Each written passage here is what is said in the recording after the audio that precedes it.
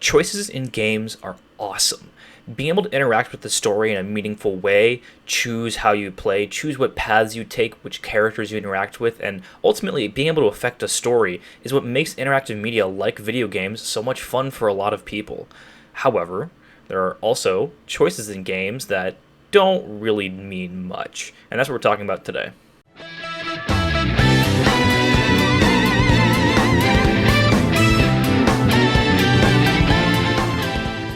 A couple of things inspired me to make this video, one of them being that I have been playing a lot of Fire Emblem Three Houses recently. The way that game handles your choices is awesome, really. The three stories all interact with each other, but which one you choose to go down changes it in a meaningful and effective way. You can recruit characters that you didn't normally get. You can choose different paths for Byleth and your classmates to go down. It's amazing. However, I also recently have been thinking about Mass Effect 3, which is kind of one of the biggest examples of a game where choices don't really matter, which is really unfortunate because the Mass Effect series generally makes your choices matter. In Mass Effect 1, you get the opportunity to either save or kill the Council at the Citadel. However, if you chose to kill them, in Mass Effect 2, they're replaced by nearly identical people. This is a false choice. You didn't get to save or kill the Council, you didn't get the opportunity to have the Citadel with no Council, and your ramifications don't mean much really in the end. Mass Effect 2 still has a Council with nearly identical people. This should have been a warning. However, Mass Effect 3 came the big one. Your choices lead to which color you get at the end, which doesn't do anything. It doesn't add to the story, it doesn't change the story at all. It is shit, really. It's just shit.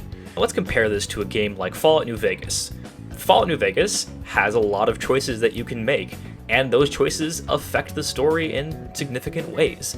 Which faction you pick to run Hoover Dam, where you go in the story in general. It's an open world game. Sure, it can railroad you by making you not go to Quarry Junction because there's a fuck ton of Deathclaws there, but you can go through it, you can try, you'll fail at earlier levels and mid levels and maybe high levels too. There's a shit ton of Deathclaws there, but you can try, you can do that. The game gives you the option to do that. It doesn't force you down a single path.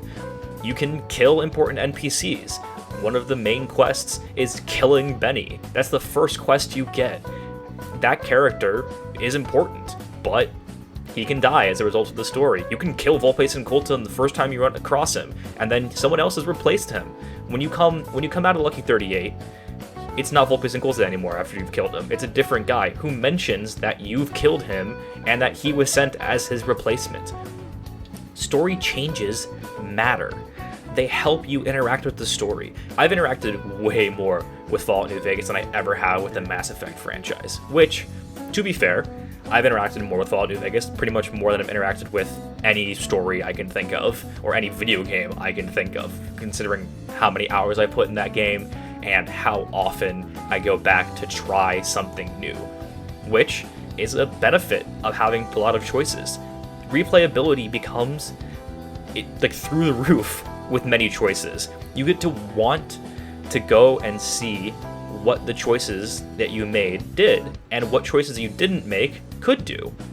This isn't me saying that all games should include meaningful story choices. There are games that want to tell a linear story, and letting your players choose where that story goes would worsen that story.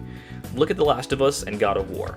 Both games have really good stories that I've deeply interacted with. But I can't change those stories at all. Those stories are being told with me playing them, which is what makes interactive media like video games so fun. However, for games that do market themselves as having meaningful story choices, we as consumers should hold them accountable to that.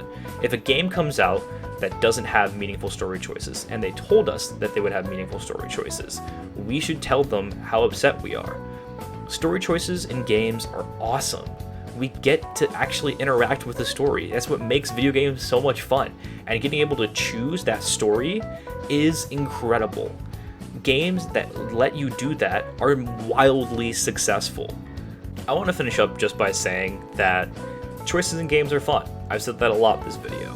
I love making choices in games, but I also like games that don't allow me to make choices, especially with regards to the story. That's kind of where I was focusing on a lot of this. Obviously, the God of War lets you pick a lot of things, like your equipment, how much you use Artreus, which runes you use, and those are choices, and those help you interact more with the story. But this was kind of focusing more on story choices, which are something that I really enjoy in games. The ability to change the story as I'm playing it is something I really enjoy, and it's one of the things that makes video games really fun for me. And video games as a medium is really good for this because you can interact with it. That's one of the things that video games are. It's what separates a movie from a video game, and I know that line kind of gets blurred a lot recently with games including a lot more mocap and realistic physics engines and stuff like this, where stories are told at you as opposed to interacting with them, and that's not a bad thing necessarily. But one of the things that makes video games really fun is that we get to change them, we get to interact with them. And I think that industry moving itself towards more linear stories is going to be detrimental to it in the long run. There are a place for linear stories in video games, and I obviously love that. My favorite game is very linear. I don't get to change the story of Persona 5R at all, basically. I get like, 3 choices or something, but, I love that game. But I think being able to make choices in games is important, and it gives more power to players, and that is what you should be doing with video games. You should be giving your players more power. Hey everybody, thanks for watching.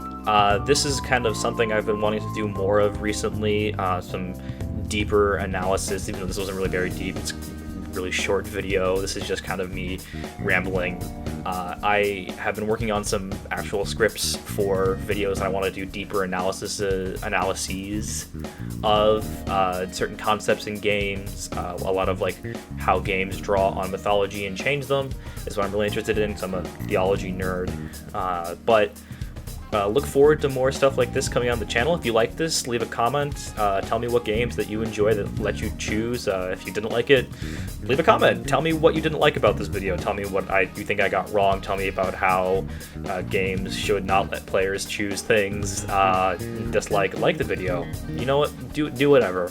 I create content for entertainment purposes and to also help add to whatever I can, around. I like to get my thoughts out there because I think having players actively kind of telling the community and telling developers directly what they want is important for video games in the long run. So yeah, sub to the channel. You can follow me on Twitter and Twitch. On Twitch, I stream Mondays and Thursdays from 7:30 to 11.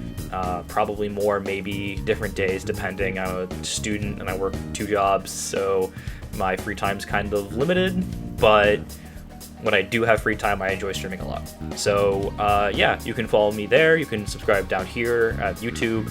I'm probably going to be doing more videos like this in the future, some shorter videos, these quick burns things, and some deeper analysis. So yeah, look forward to that in the future. I'll see you guys later.